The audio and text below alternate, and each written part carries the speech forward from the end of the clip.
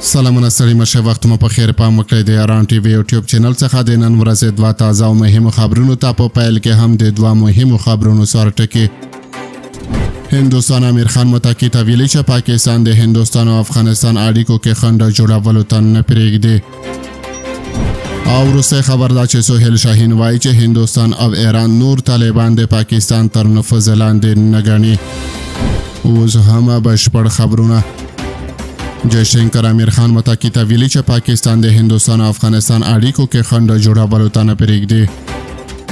د هندوستان د بهرنیو چارو وزارت وایي چې د بهرنیو چارو وزیر ډاکټر اس جयशंकर او د افغانستان اسلامي امارت د بهرنیو چارو سرپرست وزیر امیر خان متکی د مې په 15 نیټه د لومړي ځل لپاره رسمي خبرې وکړې. وایاند رنهیر جایسوال د پنجشنبې په ورځ په یوه خبري غونډه کې وویل چې دواړو خواو د دوه اړخیزو همکاریو د پراخولو پرېکړه کړې ده. نوموړي زیاته کړې چې جयशंकर په ډاګه کړی چې هندوستان به هیڅکله پاکستان ته اجازه ورنه کړي چې د هندوستان او افغانستان ترمنځ اړیکو کې خنډ رامنځته کړي. نوموړی وایي امیر خان متکی د خبرو پر مهال د پاکستان هغه هڅې رد کړې چې غواړي د ناسمو او بې اساسه تبلیغاتو له لارې د هندوستان او افغانستان ترمنځ بې باوري رامنځته کړي.